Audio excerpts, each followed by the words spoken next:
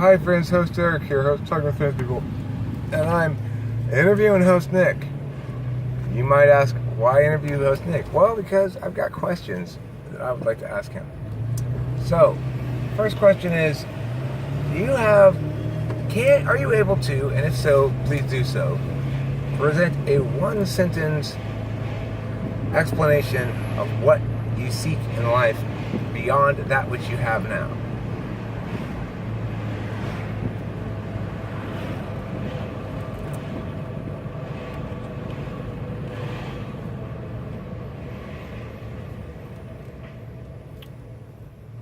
Purpose and fulfillment of that purpose.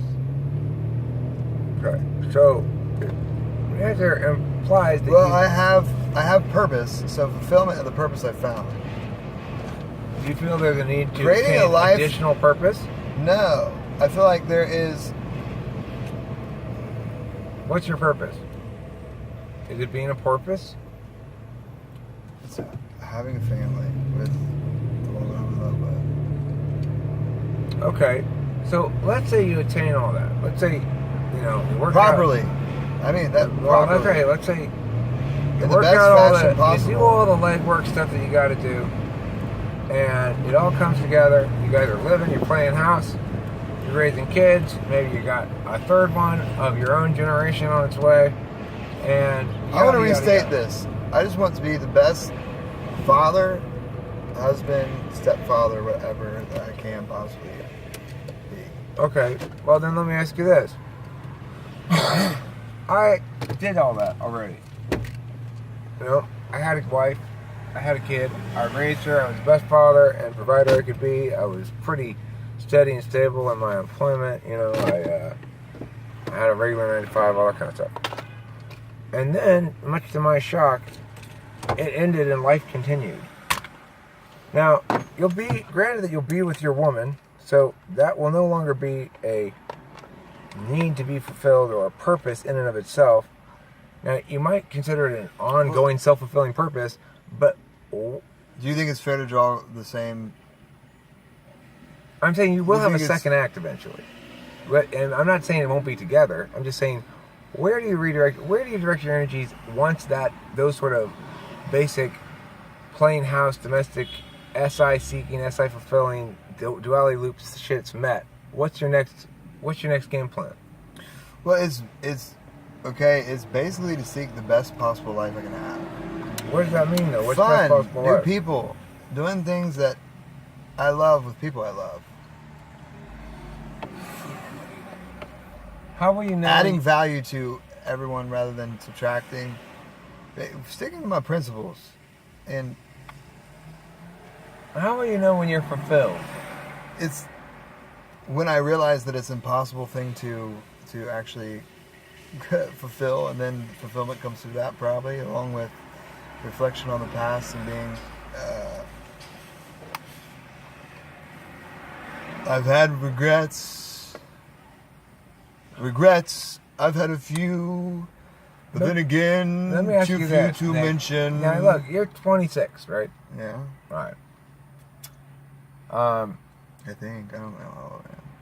But you feel as though, sometimes 90. But you feel as though you have a fair amount of a range of experience to draw from, because for a 26-year-old, you've probably done a lot of different stuff because you're an ENTP and you've probably experienced lots of different things, met a lot of different people, you've talked a lot, right? I mean, I say that, yes, but it's... So what do you think this whole contrary thing is? Like, you do have a bit of a compulsion to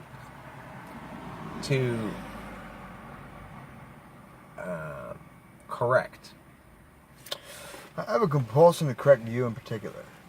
Yeah, well, I guess I didn't want to personalize. But I'm not busting your chops about it. But hold on, no. It's very particular to that though, because when I see things that I've overcorrected, maybe even myself from doing, I get in the habit of doing it whenever I see it, whether it's to me or somebody else. I think, and it's things that scare me, like not seeking alternative points of view, or I love criticism and I accept criticism. This is why I say sometimes it's painful, but because of my point of view on it, I think it also lends me to particular people who I feel that can handle it, and that I actually am comfortable giving it because I understand them, because I see similarities, draw similarities, and similar experiences, that I'm not as careful about critiquing. Well, let me tell you about David Dosh.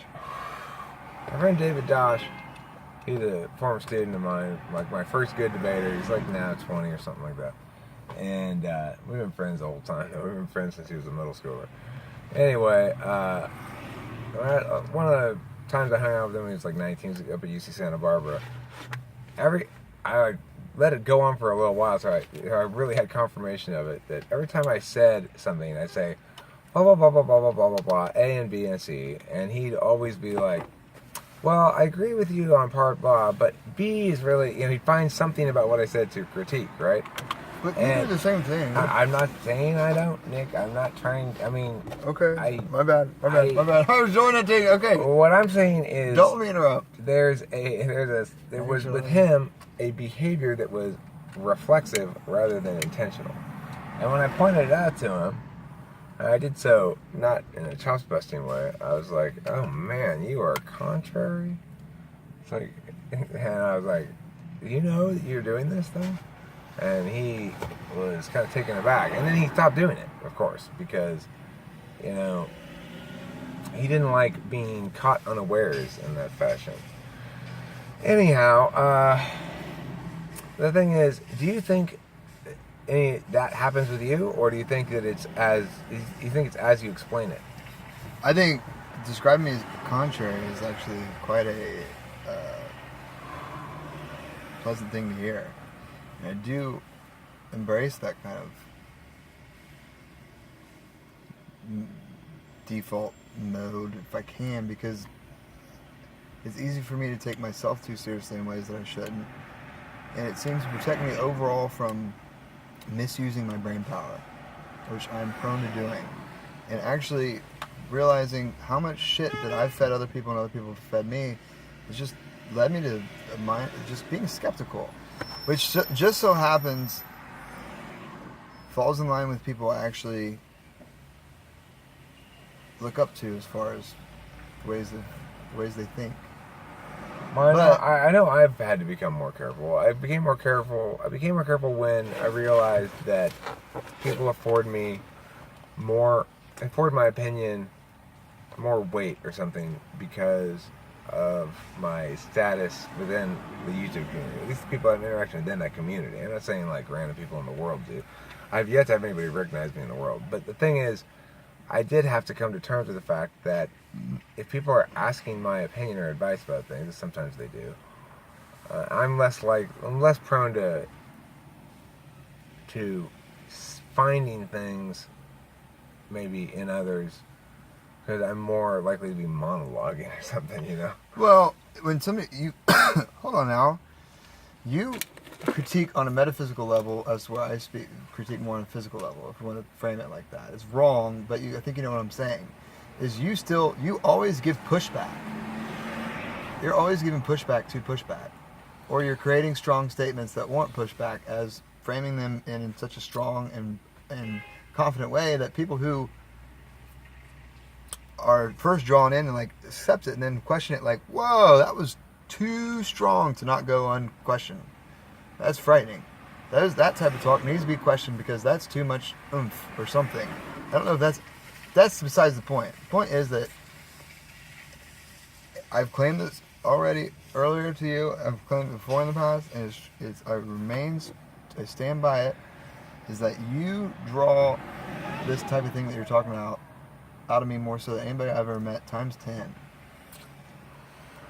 Maybe other than Josh the Forest. I suspect it's to the extent that that's so. It's probably because I try to like withhold a certain amount of distance or maintain a certain amount of distance from any idea. Like it's hard to get me to commit enthusiastically to a given course of ideation Although, like, my most enthusiastic committal to it may be not challenging it. I just sort of. Are you contrarian? Yeah, I'm pretty contrarian. Okay. I am, no doubt about that. What is it? Could it be? Is it that I'm more contrarian than you? No, it's that our respective positionings with respect to one another are such that you're going to be the more contrarian one, because I'm established as the. I mean, there's all these little narrative things that we have that we both know are bullshit, but we play them anyway. Like you're playing the younger guy who's looking for wisdom or whatever bullshit you're selling it as today, you know, and I'm playing the like. I actually am wise. That's why I'm not going down that path thing. And really, it's like we're just both kind of giggling and playing patty cake, you know. Increasingly more so as. All right. The more comfortable we get with each other's game of patty cake, the more we can just sit here and sort of patter back and forth for no particular purpose. But then we just start pattering the subtext while actually still calling it subtext, even though it's so loud and vivid and right in front of you that it's no longer subtext. I mean, that may be the case, but I think what we've both experienced and heard directly from our significant others is that regardless of how explicit and direct the subtext is being discussed, any sort of subtextual discussion is not actually being understood by the parties who are around. It's just interesting, isn't it? It's fascinating. I don't know that it can't be understood completely, but... Well, I mean, I'm just saying, as a general rule, it probably isn't understood by a majority of people that we interact with in the world. Even if we're talking about this directly like this, they're going to say, they're going to lose the... flow and the storyline underneath. Yeah, and the implications. The matrix that it's sitting on, you know? So, I mean, I get that, like, Kimberly and Jewel have long since tuned out.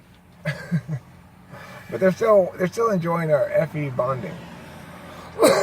I think Jewel does a good job at, like, she listens well. She actually can sum up subtext quite well. Well, Kimberly will. She'll get there. The other thing is, what Kimberly likes to do. I think T.I. is new in Kimberly's life. Yeah, as a friend, it's new. She's used to it being the enemy. Her son has been bashing her about the head with it for a few years. That's not a proper way to be introduced. That's a way to get allergic to T.I. Right. I mean, the thing is this also. Need Benadryl. She understands a different flavor of subtext than I do. So she'll note things like, there's something going on with those two that I'll miss entirely. She'll note things like, no, because I'll give some interpretation of something and she'll say, no, because he obviously felt blah, blah, blah. Shit that I'll miss entirely. But then again, when we're talking, she'll say, I feel like I know broken, like you're talking in Spanish and I only know some Spanish, and it's like I'm catching just a word here or there. Well, I mean, I understand. I'm trying to piece it together. There's an equality in the distinctions between what each party is inherently knowledgeable and good at, but there's an inequality in communicability. So I can understand what she's saying to me in real time, whereas she's not able to understand what I'm saying to her in real time when we're trying to bridge a communication gap like that. What are you doing to try and bridge the gap? I mean, wait for her to ask you. Generally, we don't have a gap. We generally don't have a gap because, for whatever reason, the kind of talk. But why are you talking about a gap? If you don't have a gap. Well, I'm saying we generally don't have a gap because we're not generally engaged in stuff where we have to fix a miscommunication, because we're not normally communicating about ideation that lends me to get frustrated with her TI. When we do have a gap, and when we do have that experience, it's because there's a conflict that stems from her not communicating the way I want her to, her not letting me pin her down so I can do work. I've had to adjust accordingly. It's like, it's a conflict management thing. It's not a gap that's implicit between us so much as it is how to fix communication problems. But regardless, that's an interesting thing you just did there. Yeah, well, I mean, the thing is, there is a disconnect between us. There is a periodic disconnect between us, and it correlates 1-to-1 with disputes. I don't feel disconnected from her if we're not disputing ever. It's like I'm always feeling fully connected to her. Any disconnection correlates 1-to-1 with a dispute. Who feels the impact of a dispute first? I mean, we both do. Do you see her not hearing what you're saying, and then you react in a fit of anger that she doesn't understand, and then you react to her not understanding, and then you don't actually understand that she didn't understand, but then you I don't get angry anymore. I used to get angry. Hold on, was that the sequence was that the proper ordering before, or was she just not participate, and then you get mad at her not participating, and then she get mad that you got mad? Or is it mostly the conflict is over her pulling in what I consider to be the wrong direction? In other words, don't fight me on this understanding process. I'm not going to use this against you. Go ahead and be honest and just sort of answer shit without trying to figure out what I want to hear. Just tell me the answers. Let me walk through this process myself. I am not doing this so that I can have ammunition to use against you as other TI users have in the past. I don't you just want to frame it in your own way so it softens the burden of anything that might, or softens the impact of any potential. I need objects to be well defined one way or the other so I can work with them. If I get badly defined objects, fine, but I need that definition to be firm. And so that's what I'm looking for from her, is firmness of definition on certain things, good or bad, so I can then work with them and know that represents the actual, as close to the honest truth about things as possible. Certainty. I mean, if I can pin some things down, I can build a relative castle around it. Yeah. That's an interesting thing that I think I haven't really accepted that I do a lot too, that I don't even necessarily, it's much more subconscious than I'm sure that I do that more than I recognize I do. So, obviously, I've deviated from the interview format here to a conversation more, but my question to you, to return to interviewing, is when you feel as though let's say there's a fact you learn about Jewel, and it's a fact you don't like. Let's say it's something like that she tells you, Nick, hey, I got to confess something. Last night I went out and I was chatting with this guy, Frank, at this bar, and I admit I flirted with him. Nothing happened. He didn't kiss me or anything like that. He did try to put his hand on me, but I said, hey, listen, I really can't. You're nice and everything, but I got a boyfriend. And I kind of flirted with him and stuff. And I just thought I shouldn't have done that, but I wanted to let you know. Okay, so she does all that. How do you react? First question is, how do you react? Confused. I mean, that doesn't seem like that's not something that would really happen. Okay, well, let's say, she had gotten back from the lawyer. She was really upset. She went to see her friend Jenny, and Jenny mixed her a couple drinks, and then Jenny invited Frank over. But I had a couple drinks with me, and I was just trying to be nice. But anyway, I didn't mean to be flirtatious and stuff. But I guess I kind of was, and I thought I should tell you. It was like that kind of a situation.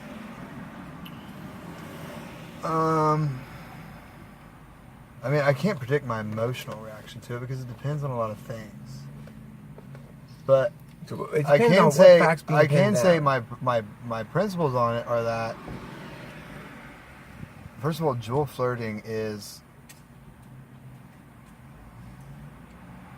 not that different than her actually being Jewel sometimes. Well, what questions would you want her to pin down if it was that situation?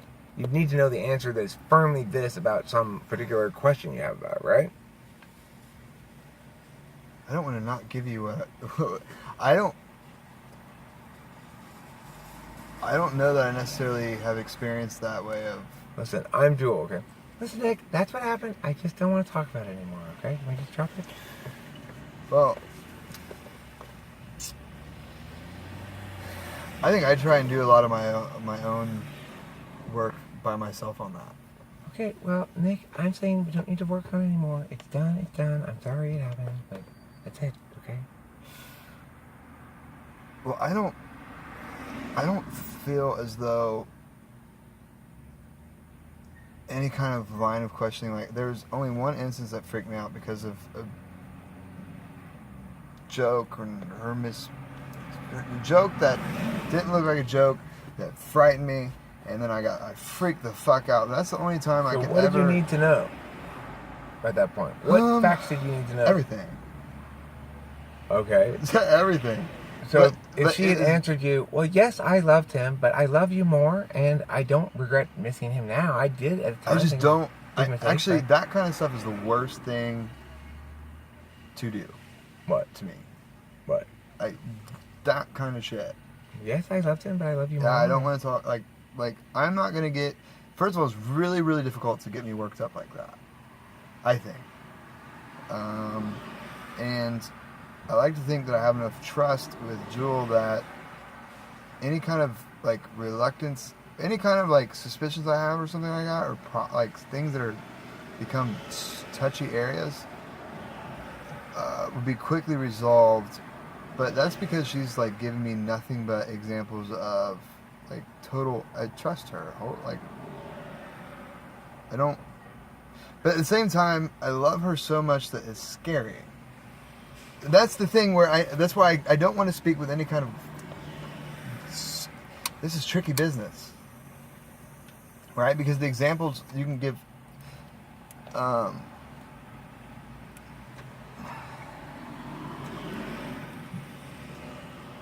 right, well, look. I feel like I know her very well. I know her very well. And she knows me very well, so I don't think there will be any surprises. And if there is surprises, then I'll be surprised by the surprise because it's a surprise, and I don't know how I would react to the surprise. Well, you would expect her not to lie to you, right? I would also want to put her in a position where she has to feel as though she has to lie to me because she's worried about what I'm going to say. So I don't want to get her... Well, let's say you do put her in that position. But I'm not going to. I refuse. That is asking for a lie. That's ridiculous. It's not. I don't want to put her in a situation where she feels as though there is no way she can answer. If she answers honest, then I'm glad she's honest, but I'm pissed off of the truth. If I'm not going to handle it correctly and she doesn't know how I'm going to react, she's frightened because I'm so worked up about it. Or if she lies and I find out she lies and then she feels guilty about a lie, it's just not a good place to put her. I mean, it's the only possible way to test somebody's character. No way. If they won't tell you the truth when it's hard, you can't trust them. But why are you assuming they're going to lie in the first place? I'm not. Well, Jules never lied to me. Well, she never. If she has, I don't care. I've forgiven her. Okay. Well, the point is, the thing is, it's like that's one of the sort of things that I might have at some point said, why I couldn't put up with a partner lying to me. Well, in reality, depending on the nature of the lie and stuff like that, it depends, right? It depends a lot. Sometimes, like Nick is saying, if you're going to get all upset, you can understand why they might fit a bit or frame things a little bit in. I just don't have any kind of I don't have any kind of event that's happened between us that is familiar to that. Well, or similar. I'm pretty sure Kimberly doesn't lie to me because here she's calling. Anyway, that's it for this interview. That was a fun video.